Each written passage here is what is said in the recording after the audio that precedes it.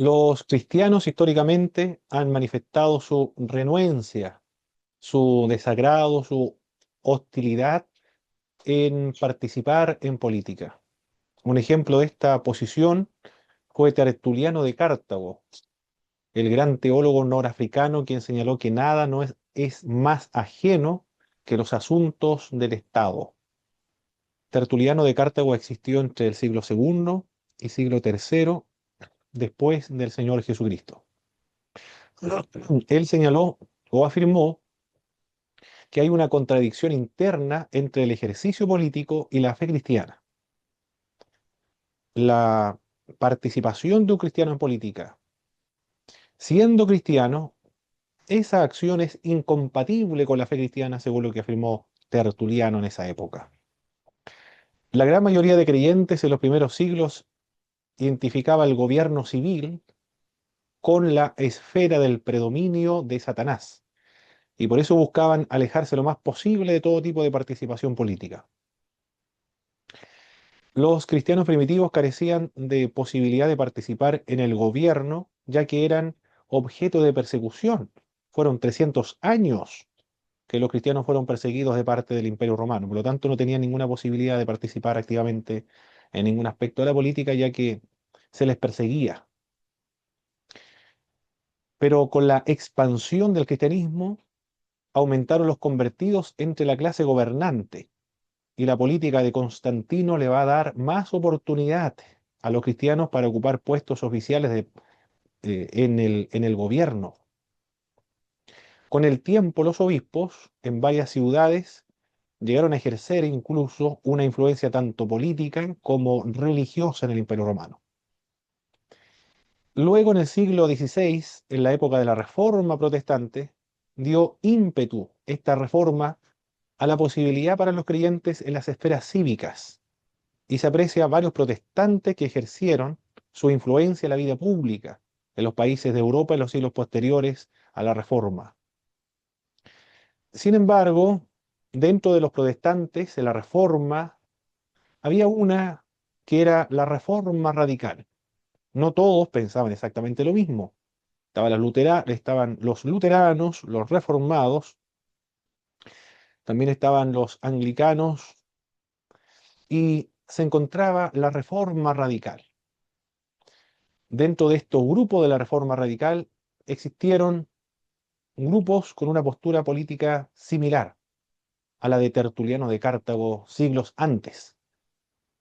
En este caso, o este fue el caso de los menonitas, quienes representaban la actitud más extrema en asuntos políticos, puesto que no solo renunciaban a la participación en la política y rehusaban hacer el servicio militar, sino que siguieron sus propias costumbres y regulaciones en asuntos de economía y también de educación.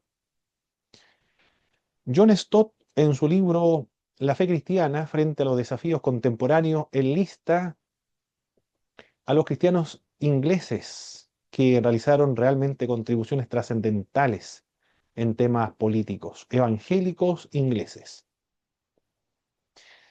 Gracias a la participación de los cristianos ingleses en política se abolieron la esclavitud y también el tráfico de esclavos.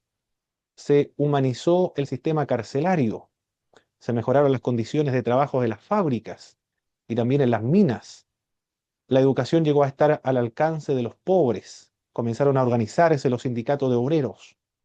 La secta Clapham, liderada por Wilberforce, además de hacer frente a la esclavitud, se ocuparon de la educación. Hicieron campaña contra los duelos, también contra las apuestas, la embriaguez, la inmoralidad y los deportes con animales. Esta conciencia social de este grupo tuvo diversas causas, pero su principal fuente y sustento, dice John Stott, fue el avivamiento evangélico del cristianismo práctico. Wilberforce dijo posteriormente que esa hermandad de políticos cristianos fue un fenómeno único en su tiempo.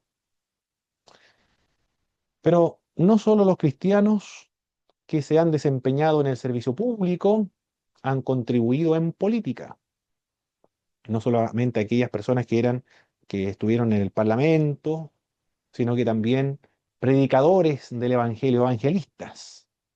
Entre ellos puedo mencionar a Billy Graham, quien turbó a muchos conservadores por ser uno de los primeros defensores del desarme nuclear y por responder al hambre del mundo. Sobre la discriminación racial en Chile, también un predicador evangélico se pronunció en temas contingentes en política en su tiempo. Fue el caso de Manuel Aburto Panguilef. Él vivió entre los años 1887 y en el año 1952 falleció. Él fue uno de los líderes mapuches relevantes de la primera mitad del siglo XX. Dirigió la Federación Araucana desde el año 1925 hasta su muerte. Él fue ayudante de pastor de la Iglesia Anglicana de la Unión. Fue diputado en los años 30, llamó a muchos y muchos años antes de la Declaración de las Naciones Unidas sobre los Derechos de los Pueblos Indígenas, que fue aprobada en el año 2007, él llamó en esa época a instaurar en el sur de Chile una república mapuche federada al Estado chileno. Un predicador de la Iglesia Anglicana de la Ciudad de la Unión. Igualmente, en el párrafo 5 del Pacto de Lausana, afirma la evangelización y la acción política son parte de nuestro deber cristiano. La acción social y política son parte del deber cristiano del mismo modo como la evangelización.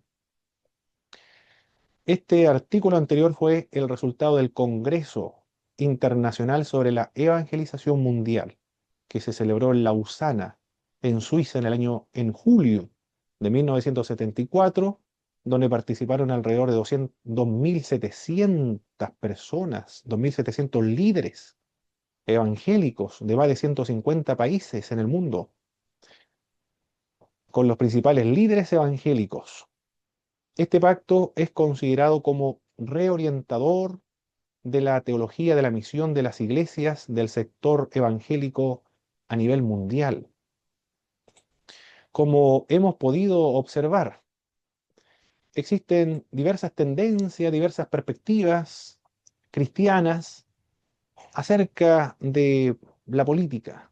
Tertuliano de Cartago, en el siglo II, siglo III, juntamente con lo de la Reforma Radical, como los menonitas, se apartaron totalmente, se marginaron absolutamente de todo tipo de participación política o de ejercer algún tipo de influencia sobre las políticas públicas y con el Estado. Sin embargo, hubieron otros cristianos que se comprometieron en temas políticos, participaron en el gobierno, fueron parlamentarios y establecieron leyes que favorecieron a la paz, a la justicia, al bien común, a promover el desarrollo integral de todos los seres humanos, como ocurrió en Inglaterra. Y también en Chile hubieron cristianos que participaron y ejercieron de alguna u otra manera influencia en temas políticos y en la dictación de leyes en nuestro país. Por lo tanto, siempre en el mundo cristiano, del mismo modo como en el mundo protestante, han existido diversos tipos de perspectivas en temas organizacionales, en temas teológicos, doctrinales, culturas internas, litúrgicas. También ocurre del mismo modo en temas políticos. Lo que los une a los cristianos es la fe en la persona de nuestro Señor Jesucristo. Y la unidad de las iglesias cristianas evangélicas es la unión y la unidad espiritual, más bien que una uniformidad doctrinaria o una uniformidad en asuntos políticos.